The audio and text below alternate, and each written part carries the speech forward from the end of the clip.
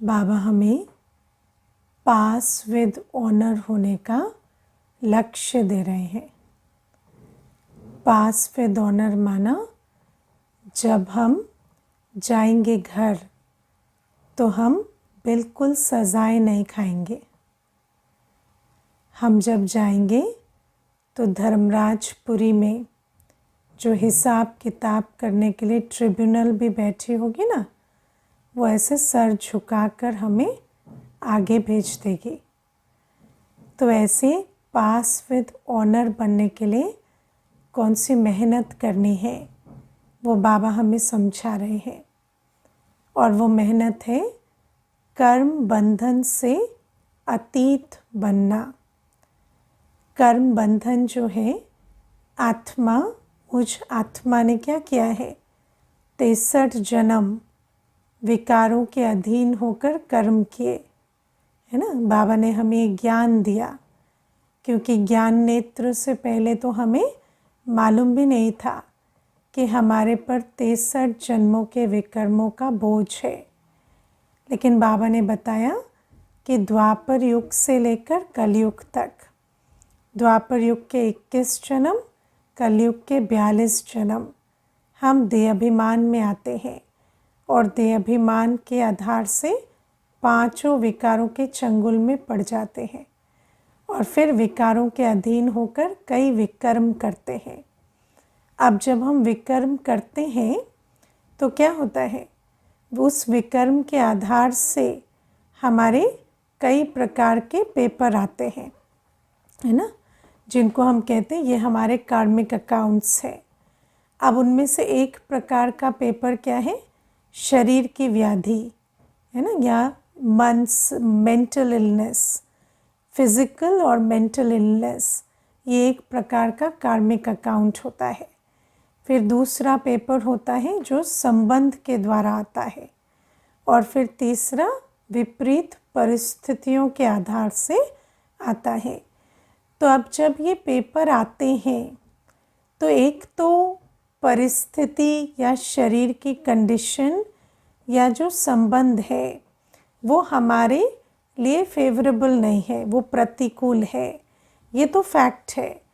लेकिन इसके साथ साथ जो चीज़ रिएक्ट करती है, जैसे वो तो प्रतिकूल है, लेकिन मेरा जो संस्कार है या मेरी जो स्मृति वृत्ति दृष्टि है वो भी उसके साथ, है ना, क्या करती है, रिएक्ट करती है ना। अब छोटी सी बात है, जैसे मान लीजिए कि शरीर में कोई दर्द है, लेकिन शरीर के दर्द के साथ साथ मेरे अंदर ये है कि शरीर में दर्द नहीं होना चाहिए और मेरे अंदर सहन शक्ति की कमी है। तो मेरी सहन शक्ति की कमी और जो शरीर का दर्द है वो मिलकर एक बड़ी समस्या खड़ी कर देते हैं, ठीक है ना। तो बाबा हमें ये बात कहते हैं कि परिस्थिति तो आती है शरीर के द्वारा, संबंध के द्वारा, या किसी भी और परिस्थिति के रूप में, चाहे फाइनेंशियल हो, लीगल हो, कई प्रकार की, सोशल हो, कई प्रकार की बातें आ जाती हैं। लेकिन उन बातों के बीच जो हमारा संस्कार होता है, और हर संस्कार का कनेक्शन किससे होता है, स्मृति से, क्योंकि संस्कार तो आत्मा के अंदर पहले जन्म से लेकर 84वें जन्म तक के सारे संस्कार हैं।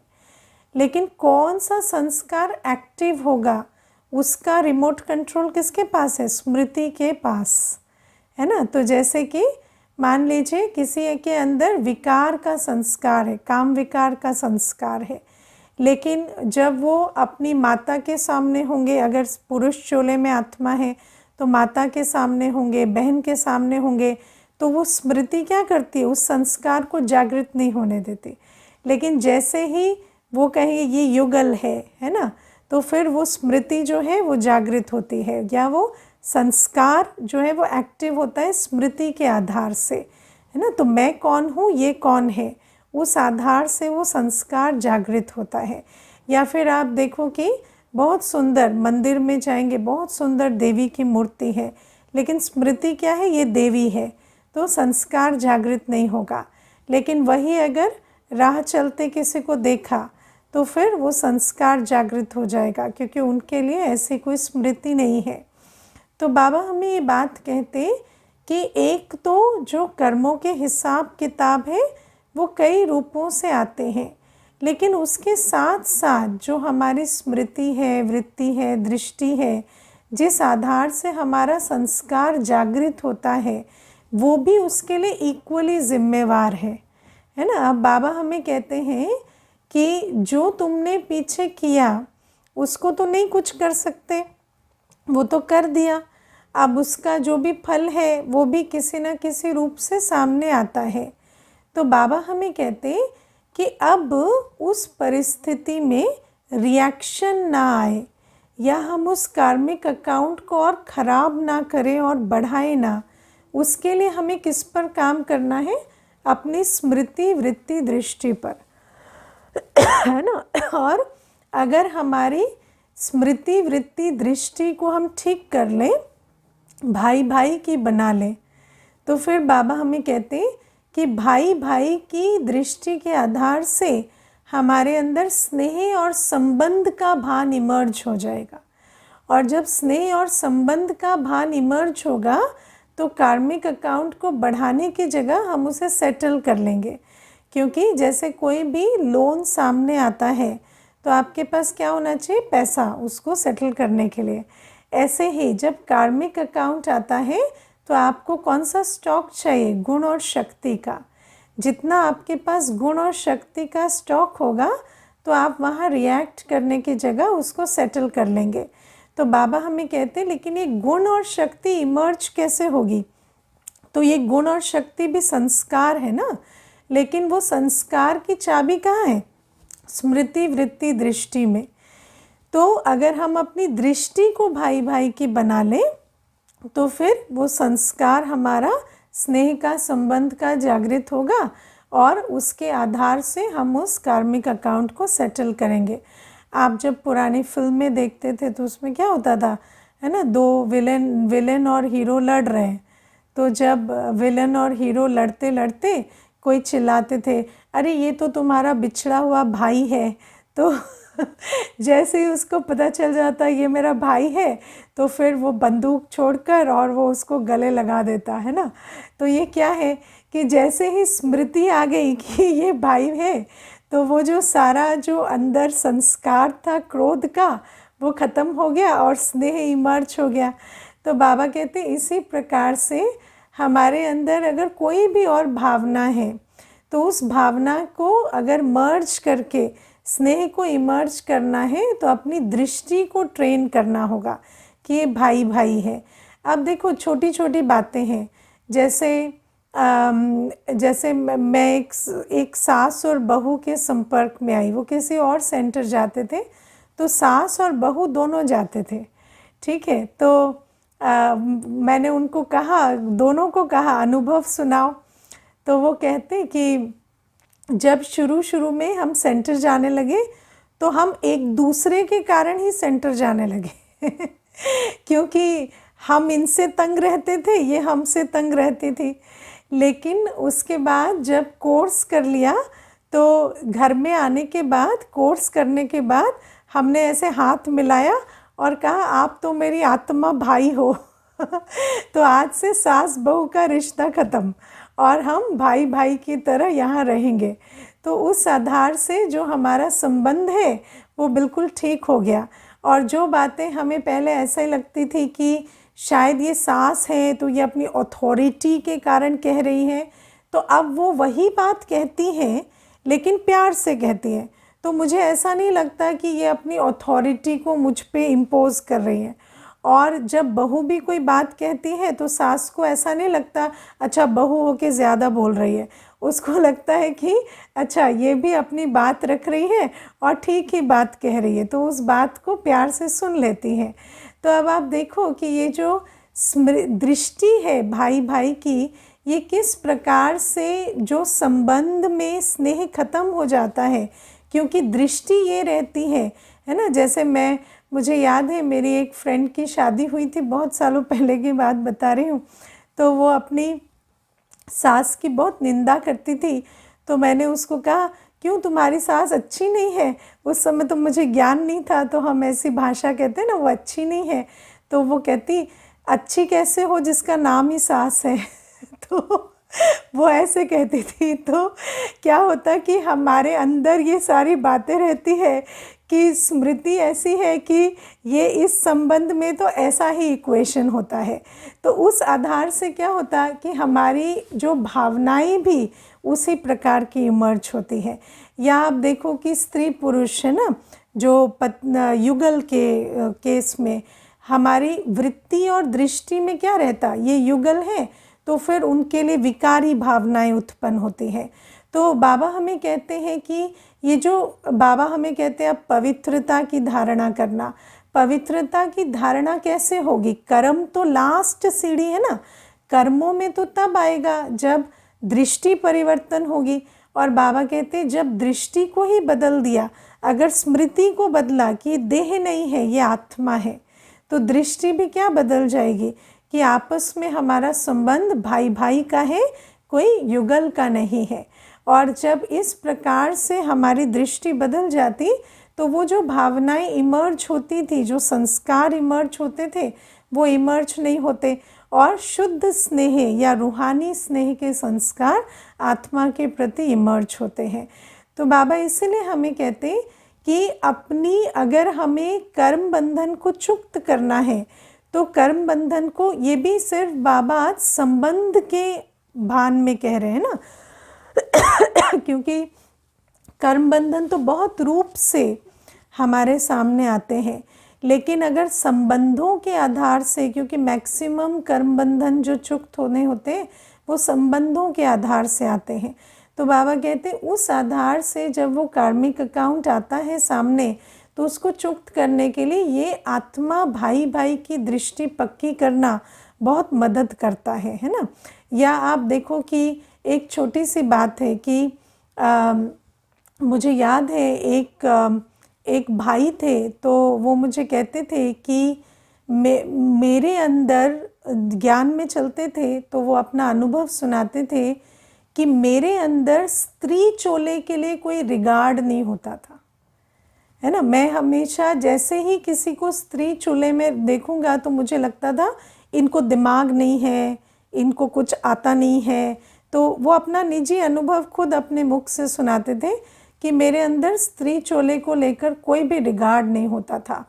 तो मेरी जो पत्नी है वास्तव में वो बहुत होशियार है, लेकिन क्योंकि मेरी दृष्टि ऐसी थी तो मैं कभी ये जान ही नहीं पाया कि मैं इधर से उधर से लोगों को हायर कर रहा हूँ अपने बिजनेस में, लेकिन मेरी पत्नी तो बहुत अच्छा कंट्रीब्यूट कर सकती थी।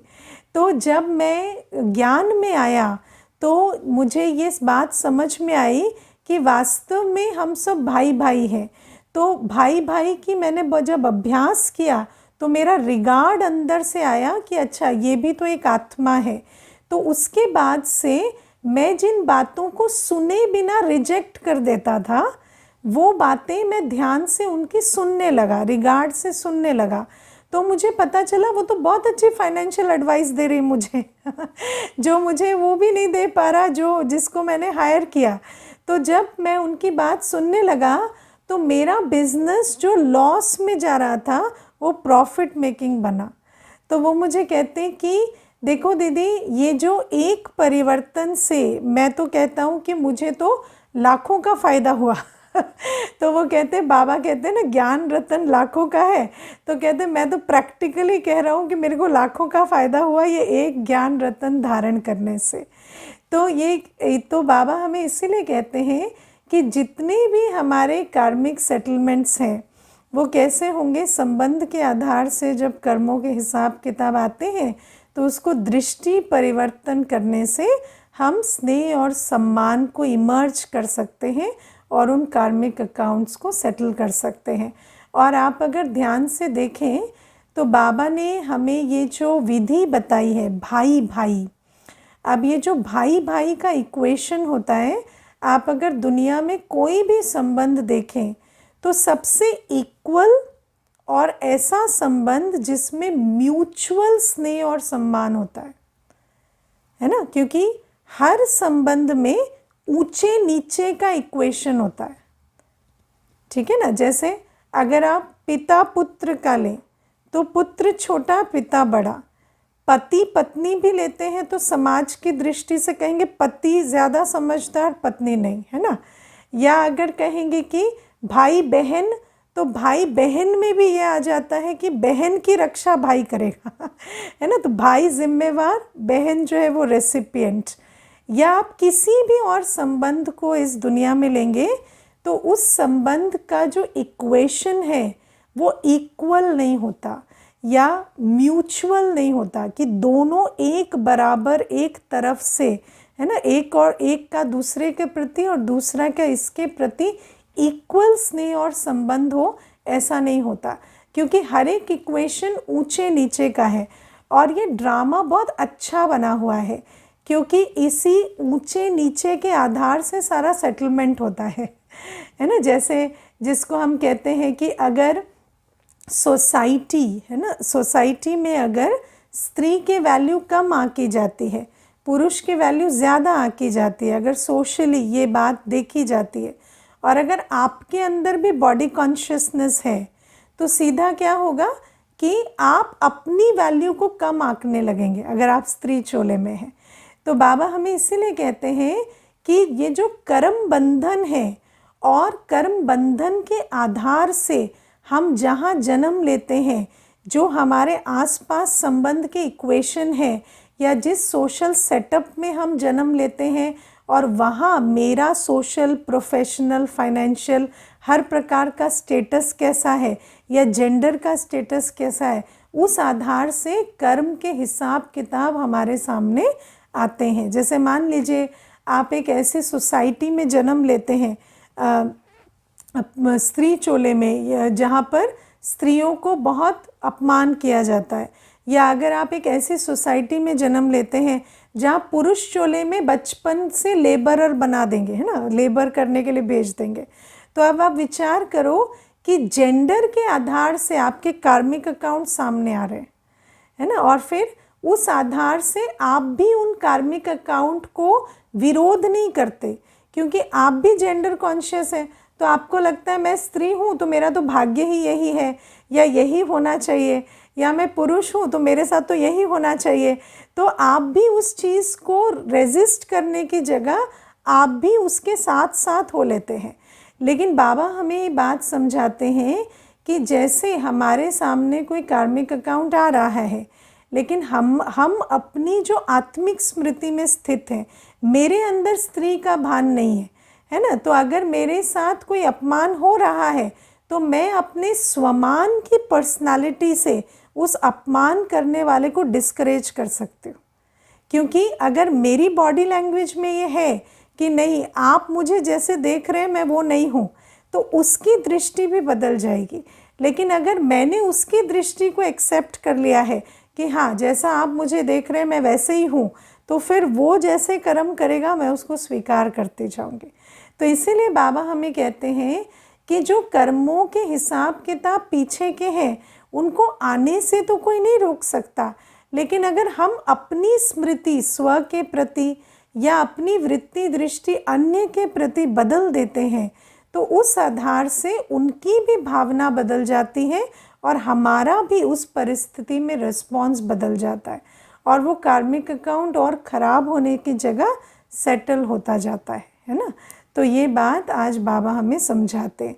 अब इसी से जुड़ी हुई अगर आप देखें तो जब हम भाई भाई की दृष्टि प्रैक्टिस करते हैं तो उससे पहले क्या चाहिए, आत्मिक स्थिति, है ना। अगर हम अपने को आत्मा समझते हैं तभी तो दूसरे को आत्मा भाई समझेंगे।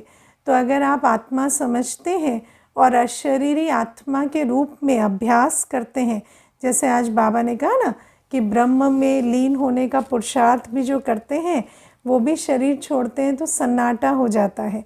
तो अगर हम तो ब्रह्म में लीन होने वाले नहीं हैं, लेकिन अगर हम देह से न्यारी अपने को आत्मा का अभ्यास भी करते हैं तो क्या होगा, जब कोई शरीर के रूप से भी कोई व्याधि आती है तो अशरीरी अवस्था या उस आत्मिक स्मृति के आधार से हम उसके प्रभाव को अनुभव नहीं करते, है ना। वरना क्या होता, बीमारी शरीर में है, लेकिन धीरे धीरे वो शरीर वो बीमारी आत्मा की बन जाती है, क्योंकि वो बीमारी हमारे स्मृति में चली जाती है। शरीर बीमार है की जगह मैं बीमार हूँ हो जाता, और जब मैं बीमार हूँ सारे दिन इस स्वमान में रहेंगे तो वो बीमारी को बल भरता चला जाता है। तो बाबा हमें कहते हैं ये जो आत्मिक स्मृति का अभ्यास है, भाई भाई की दृष्टि का अभ्यास है, इस अभ्यास से हमारे सारे कार्मिक अकाउंट्स सेटल हो जाते हैं। और दूसरी बात इसमें जो मैंने आपको सूक्ष्म में तो बता दी, लेकिन इसको थोड़ा सा अंडरलाइन भी कराएंगे कि जब आप भाई भाई की दृष्टि रखते हैं तो आप अपनी दृष्टि से सामने वाले की भी दृष्टि को बदल सकते हैं। दृष्टि से दृष्टि परिवर्तन होती है। जैसे आपने हिस्ट्री में सुना है कि सिकंदर ने पोरस को बंदी बनाया, और जब वो सलाखों में थे तो सिकंदर ने पोरस को पूछा कि आपके साथ कैसा सुलूक करना चाहिए। तो पोरस ने कहा वैसा सुलूक जैसा एक राजा को राजा के साथ करना चाहिए। तो उसके बाद सिकंदर ने एक्चुअली उनके साथ राजा जैसा सुलूक किया। क्यों? क्योंकि बंदी तो बना लिया, लेकिन बंदी बनने के बाद भी आत्मा की दृष्टि क्या है कि मैं भी राजा हूँ, तुम भी राजा हो। तो क्योंकि उसकी दृष्टि नहीं बदली है, तो उसने अपने स्वमान के आधार से सामने वाले की भी दृष्टि बदली, और उनको भी नज़र आया कि बंदी नहीं है, ये राजा है। इसका अभी तक भी वो जो स्वमान है वो टूटा नहीं है। तो बाबा इसीलिए कहते हैं कि जब कोई कार्मिक अकाउंट सामने आता है, एक तो हम भी अपनी तरफ से रिएक्ट नहीं करते, ये एक चीज़ है कि कोई सामने से कुछ भी कर रहा है, आपके अंदर भाई भाई की दृष्टि है तो आप स्नेह स्वरूप सम्मान स्वरूप रहते हैं। लेकिन दूसरी बात है, आपकी दृष्टि से धीरे धीरे उनकी भी दृष्टि परिवर्तन होती जाती है, क्योंकि जब भी कोई आत्मा हमारे साथ संबंध में आती है तो उनको हमारे से जो नॉन वर्बल और वर्बल कम्युनिकेशन होती है ना, जैसे एक होता है हम मुख से कैसे शब्द कह रहे हैं, लेकिन हमारी बॉडी लैंग्वेज, हमारी वाइब्रेशन, वो भी उनको बहुत सारे इशारे देती है। और जब आपकी नॉन वर्बल और वर्बल कम्युनिकेशन ये कह रही है कि मेरा स्वमान बहुत ऊंचा है, मैं एक आत्मा हूँ और आप भी एक आत्मा हैं, तो उस आत्मा की दृष्टि भी आपके प्रति बदलती है और वो भी आपको स्नेह और सम्मान से ट्रीट करने लगते हैं। मैंने ये बात आप लोगों को कोर्स के दौरान भी सुनाई थी कि एक बार एक माता सेंटर आती थी, तो जब वो सेंटर आती तो बहुत शुरू की बात है, तो उस समय पर मुझे इतना ज्ञान की या ज्ञान के प्रैक्टिकल एप्लीकेशन की इतनी समझ नहीं थी। तो उन्होंने मुझे उस समय पर आकर ये बताया कि उनके शरीर पर बहुत निशान होते थे, मुख पर काले काले निशान होते थे। तो उन्होंने बताया कि ये मुझे मार के निशान पड़े हैं, तो मेरे युगल मुझे मारते हैं। तो उन्होंने मुझे कहा इस केस में क्या करना चाहिए। तो मैंने उनको कहा कि वैसे मुझे कुछ भी नहीं पता कि इसमें आपको क्या करना चाहिए, लेकिन जो मैंने ज्ञान समझा है, तो उस समय मैं भी नहीं थी, तो मैंने कहा मैंने जो ज्ञान समझा है वो मैं आपको बता देती हूँ, आप एक्सपेरिमेंट करके देखना अगर वो काम करता है या नहीं। तो मैंने उनको कहा कि बाबा हमें कहते हैं कि आप अपनी वाइब्रेशन पे काम करो, आप अपनी स्थिति पे काम करो, और आपकी स्थिति, आपकी वाइब्रेशन दूसरे को बताती है कि वो आपके साथ कैसा व्यवहार करे। तो मैंने उनको कहा आप कोर्स करो, क्लास करो, योग करो, और आप अपनी पवित्रता और शांति की अवस्था को बढ़ाओ, और फिर देखो क्या होता है। आप उसमें नहीं जाओ वो क्या कर रहे, वो तो सालों से मार ही रहे, तो उस बात में अभी आप नहीं जाओ कि उनका क्या करना है, लेकिन आप अपनी स्थिति को ठीक करो। तो धीरे धीरे वो कोर्स किया, क्लास करने लगी, योग करने लगी और बहुत अच्छा ज्ञान में चलने लगी।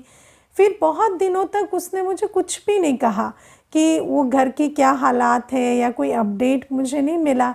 तो फिर मैंने एक दिन उनको पूछा, आपके घर की क्या बात है और अभी कैसा चल रहा है और क्या है। तो वो मुझे कहती, वो तो हो गया ना दीदी, आपने जो बाबा की बात बताई थी। तो मैंने कहा क्या हो गया। तो कहती, मैं तो ऐसे ही योग तपस्या कर रही थी, तो एक दिन ऐसे वो हाथ उठाए और हाथ उठा के खुद ही नीचे कर लिए और उस दिन के बाद मुझे कभी मारा नहीं।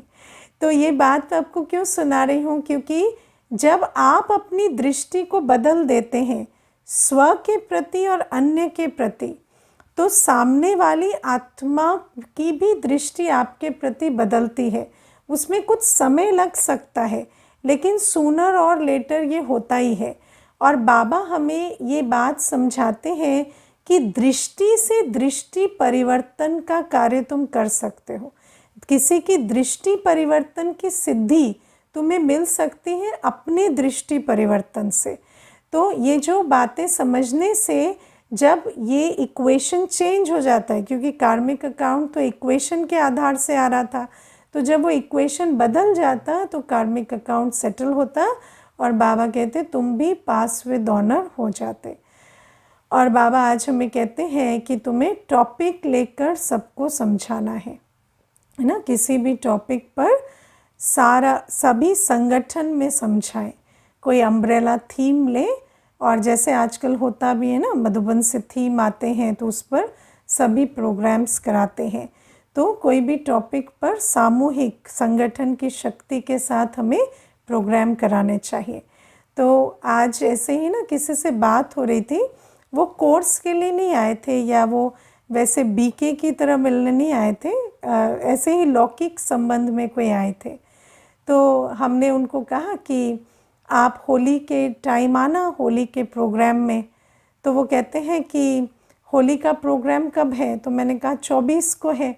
तो फिर कहते कि आप लोग यहाँ क्या छोटी होली है उस दिन तो होली जलाएंगे है ना, आप लोग क्या वो लकड़ी रख कर और होली जलाएंगे जैसे होलिका दहन होता है। तो मैंने कहा नहीं, हम लोग सच्चा होलिका दहन करेंगे। तो बोले सच्चा होलिका दहन माना। तो फिर उनको समझाया कि कैसे अपने अंदर जो मैल है, आसुरी वृत्तियां हैं, जैसे दुनिया में तो गोबर इकट्ठा करते हैं और उसके उपले बनाते हैं और जो भी है ना, जो छोटी छोटी टहनियाँ और कुछ कुछ उसमें डालते हैं, तो वो सारा क्या किचड़े का प्रतीक है। लेकिन वास्तव में कौन सा किचड़ा जलाना है, अपने अंदर का किचड़ा ना। तो वो कहते हैं ये तो बहुत इंटरेस्टिंग होली है ऐसा तो हमने कभी सोचा नहीं कि ऐसा भी होली का दहन होता है। तो बाबा हमें ये बात कहते हैं कि जितने भी त्योहार आज मनाए जाते हैं, चाहे वो होली है, दीपावली है, दशहरा है ना, शिव जयंती है, कोई भी त्योहार है, तो वो सारे त्योहार इस समय के यादगार हैं। और बाबा हमें कहते हैं कि हमें हर एक बात का वास्तविक जो अर्थ है वो सबको समझाना है टॉपिक लेकर। और जब हम ये सारी बातें किसी को समझाते हैं तो आप सोचो कि मनुष्य अपना कितना तन मन और धन त्योहार मनाने में लगाता है लगाता है कि नहीं। इतनी शॉपिंग करते हैं, इतना सारा सामग्री लाते हैं, इतने कपड़े खरीदते हैं और इतना समय लगाते हैं और उसको मनाते हैं। लेकिन अगर उतना ही तन मन धन मनुष्य आत्मा सच्ची होली, सच्ची दीपावली है ना, सच्ची जन्माष्टमी मनाने में लगाए, तो फिर वो आत्मा कितना कर्मों की कमाई कर सकती है। लेकिन उनको ये समझाएगा कौन। तो बाबा कहते हैं ये हम बच्चों का काम है। तो चाहे कोई भी जब त्योहार आता है तो उसका वास्तविक अर्थ और किस रूप से हमें मनाना है। जैसे आप देखो शिव जयंती पर सभी व्रत रखते हैं, लेकिन व्रत किसका रखते हैं? भोजन का व्रत रखते हैं। और भोजन का व्रत तो आप कभी भी रख सकते हैं वो तो अपने शरीर के लिए जो जिस प्रकार से चाहे व्रत रख सकता है। लेकिन जो वास्तविक उसका महत्व है कि हम वृत्तियों को शुद्ध करने के लिए व्रत रखें, हम काम क्रोध लोभ मोह अहंकार का व्रत रखें, हम विकारों का व्रत रखें। ये बात हर एक आत्मा तक पहुंचनी चाहिए। अब दूसरी बात है, आजकल क्या ये सिस्टम चला है कि दुनिया में भी आजकल कह देते हैं कि आप भय का व्रत रखो या है ना क्रोध का व्रत रखो, लेकिन क्या सच में कहने से कि क्रोध का व्रत रखो व्रत हो जाएगा? नहीं होगा ना, क्योंकि इसीलिए व्रत को भगवान से जोड़ा गया है। तो जब तक हम परमात्मा पिता से शक्ति ना लें, समझ ना लें, हम अपनी स्मृति को जागृत ना करें, बाबा के ज्ञान से और योग का बल ना भरें, तो हम वृत्तियों का यथार्थ व्रत नहीं रख सकते। इसीलिए बाबा हमें कहते हैं शिव जयंती पर बाबा का परिचय भी दो और संदेश भी दो, और फिर जैसे जैसे हर त्यौहार आता है तो ये भी समझाओ कि असली में मनाना कैसे है, और फिर उस मनाने के लिए जो समझ और शक्ति चाहिए वो राजयोग से कैसे लेनी है वो भी सिखाओ। और बाबा आज हमें कहते हैं कि हर एक को इस टॉपिक पर समझाओ कि मृत्यु पर विजय कैसे पाएं या मृत्युलोक से अमरलोक में कैसे जाएं।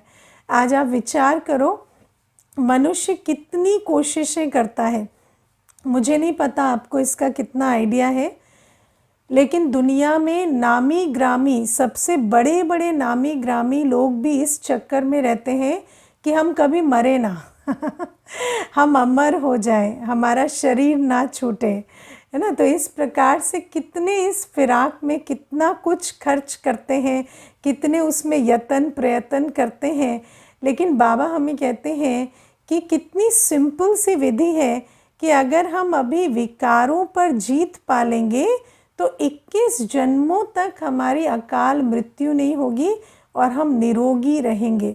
तो हर एक को ये खुशखबरी हमें सुनानी चाहिए कि एक जन्म, वो भी बाबा हमें हाथ पकड़कर विक्रमाजीत बना रहे हैं, कदम कदम पर हमें समझ शक्ति साथ दे रहे हैं। तो अगर इस एक शिक्षा पर चले तो हम 21 जन्मों तक अकाल मृत्यु और रोग से बच सकते हैं। तो बाबा कहते हैं ये सारी बातें हर एक आत्मा को समझानी है। आपको भी जब भी अवसर मिलता है तो हर आत्मा तक ये संदेश पहुंचाना है कि सच्चे त्यौहार कैसे मनाएं, किस प्रकार से आत्मा दुख धाम से सुख धाम में जा सकती है या मृत्युलोक से अमरलोक में जा सकती है। और बाबा हमें क्या कहते हैं कि नोट करो, पॉइंट्स नोट करके अपने ऐसे तैयार करने हैं कि कौन कौन सी पॉइंट्स सुनाएं तो आत्मा को तीर लगेगा, है ना, या क्या बातें समझाएं। तो आप भी अपनी टॉपिक पर लिखा करें, और अगर आप कोई भी टॉपिक लेकर लिखते हैं, पॉइंट्स मंथन करके निकालते हैं, तो उसको भेजा करें, तो हम भी पढ़ेंगे और उस आधार से आपको भी समझ आएगा कि है ना कि आपका जो मंथन है वो बाबा तक पहुंचा। तो ये प्रैक्टिस हर बच्चे को करनी है। और बाबा कहते हैं hear no evil, see no evil, talk no evil, think no evil. क्यों, किसको कहते हैं इविल? बाबा कहते हैं जो भी बाबा के सिवाय, बाबा को सुनने देखने के सिवाय जो भी हम करते हैं ना, वो सब इविल है। क्योंकि इस दुनिया का ऐसा कोई दृश्य नहीं, ऐसी कोई मत नहीं, ऐसी कोई बात नहीं जो विकारी वृत्तियों को जागृत ना करती हो, है ना। एक शिव बाबा का ज्ञान, शिव बाबा की बात, शिव बाबा को देखने से हम विकारों पर जीत पाते हैं।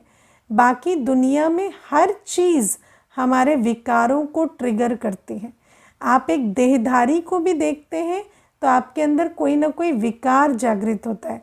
आप दुनिया की एक दृश्य भी देखते हैं तो उसमें भी कोई ना कोई आपका विकार जागृत होता है। तो बाबा इसीलिए कहते हैं कि देखते हुए भी नहीं देखो, सुनते हुए भी नहीं सुनो, क्योंकि इस दुनिया में ऐसा कुछ भी नहीं है जो विकार को जागृत नहीं करता। जब हम ब्राह्मण बन जाते हैं और हमने सच में चख लिया है रूहानी शांति को, सुख को, तो आप देखेंगे, आपको समझ आता है कि बाबा की ज्ञान का या बाबा को देखने के अलावा हम जो भी करते हैं, बाबा के ज्ञान का चिंतन करने के अलावा या श्रीमत पर चलने के अलावा या बाबा को देखने के अलावा हम जब भी कुछ करते हैं तो उससे हमारी एनर्जी ड्रेन होती है कि नहीं? हमारी सिर्फ एनर्जी लॉस होती है। क्यों? क्योंकि इस दुनिया में बाकी सब कुछ इविल है, कुछ ना कुछ हमारी जो विकारी वृत्तियां हैं उससे जागृत होती है। अच्छा, कोई पूछ रहे हैं कि हमारा कोर्स पूरा हो गया तो बीके बन गए, कैसे बनेंगे? आपका कोर्स शुरू भी होता है तो भी आप बाबा के बच्चे उस दिन से बनते हो। और जैसे जैसे बाबा हमें कहते हैं कि बच्चे को परिचय मिल गया अपना बाबा का, ड्रामा का, तो आप सतयुग, त्रेता युग, अंत तक ज़रूर आएंगे, है ना। बाबा कहते स्वर्ग में सीट तो बुक हो गई, लेकिन अब आपको 3rd AC वाला चाहिए, 2nd वाला चाहिए, 1st चाहिए, है ना, AC वाला चाहिए, नॉन AC वाला चाहिए। वो सारा कुछ आप जो एफर्ट करेंगे, जो पुरुषार्थ करेंगे, जो रोज़ श्रीमत मिलती है ना, उसके आधार से जैसे चलेंगे, उस आधार से आपकी सीट बुक होगी, माना आपका क्लास डिसाइड होगा कि किस पद पर आप आएंगे।